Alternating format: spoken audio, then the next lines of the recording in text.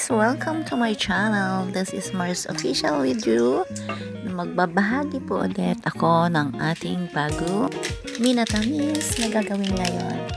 So, I decided na gumawa naman tayo ngayon ng ating gulaman na may kasamang ubi jam. So, let's see. It's very simple lang at masarap to.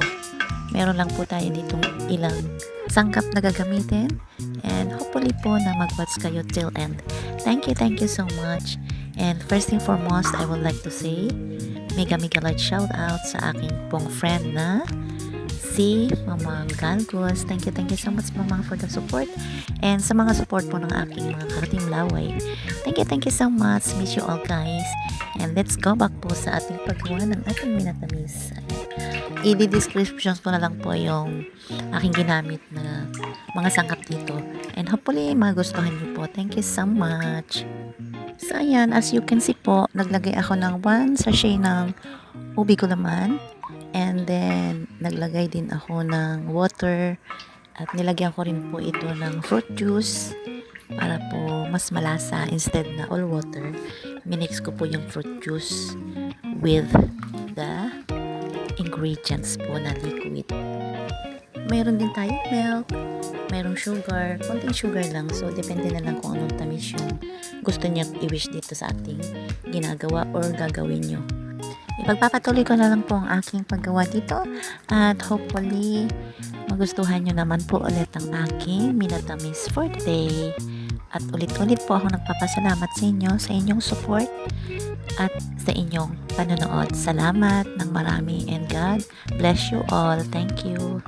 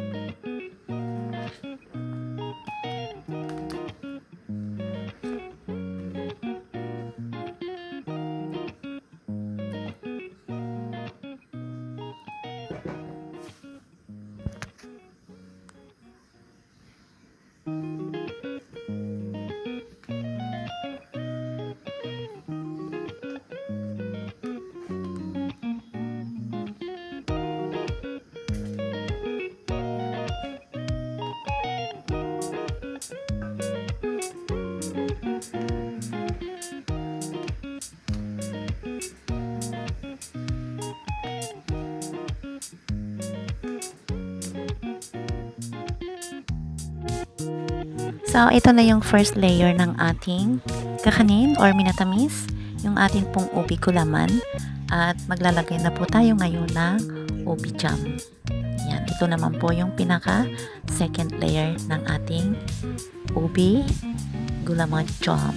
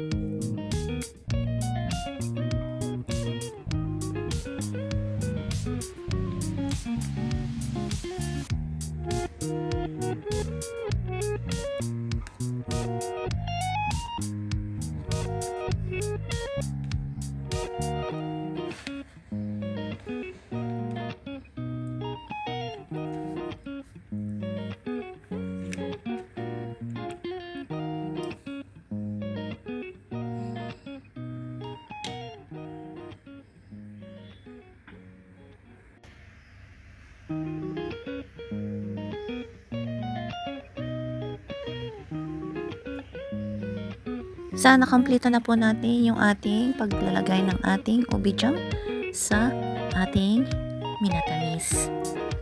So habang pinalalamig po natin yung ating naunang ginawa, ay maghahanda naman tayo sa ating milky gulaman. So let's watch again. At pareho lang po yung ating way kung paano natin ginawa yung ating gulaman ubi is pareho lang dito sa ating gagawing milky. So ito nga po, as I said before, may nilalagay po ako dito na juice naman. Ang nilagay ko naman po dito is pineapple juice kasi lalagyan po natin ito ng toppings ng ating pineapple chunk. So ito po ngayon, nilagay ko na po yung isang sachet ng ating gulaman.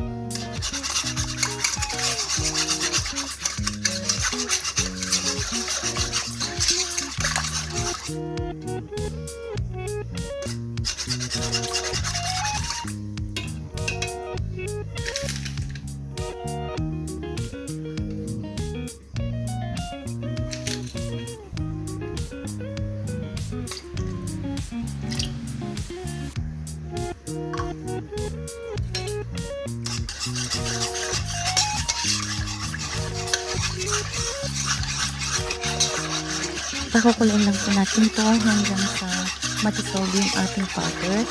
At habang pakuloyin po natin ito ng konti, yes, ihahanda naman po natin yung ating pineapple.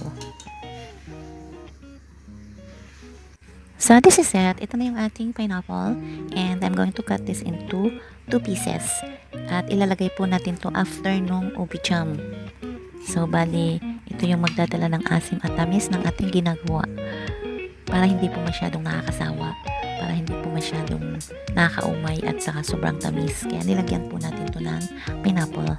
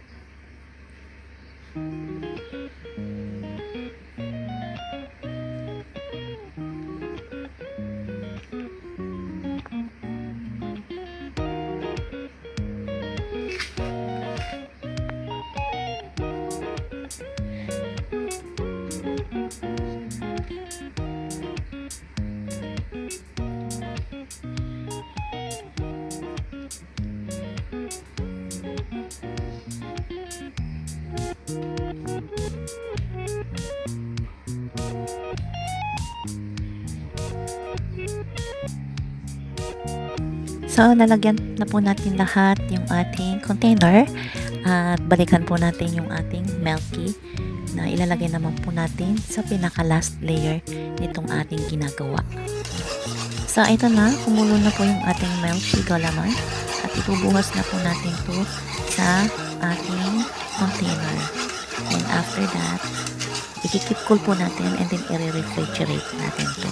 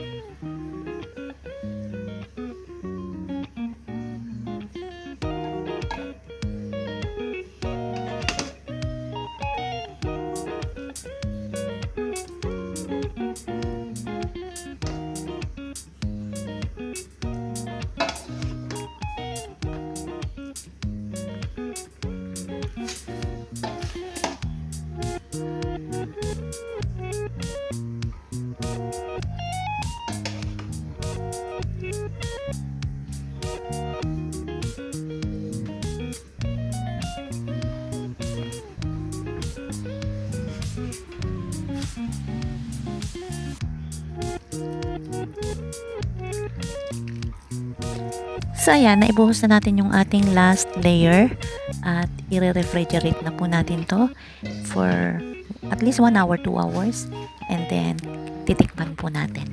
Thank you!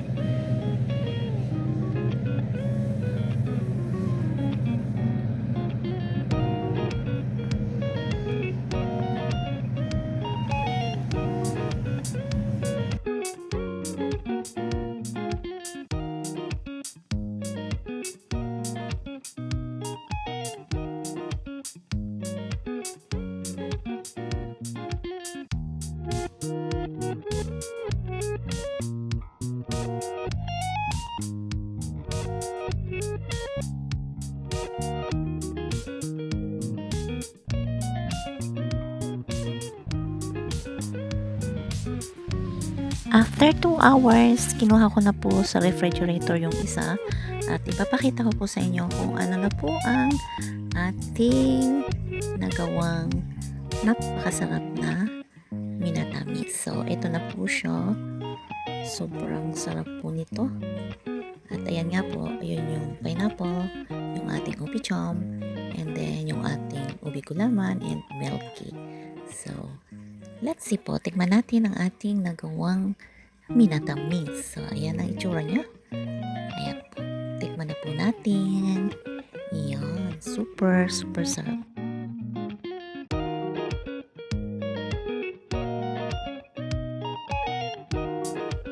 Ang sarap po talaga. Ayan, tingnan niyo po. Medyo mahirap lang ano yun kasi alam niyo gulaman. So, ayan. Wow, sarap. So, thank you so much for watching. Hopefully, nagustuhan niyo po ulit ang ating video for today. God bless. Thank you. Bye-bye.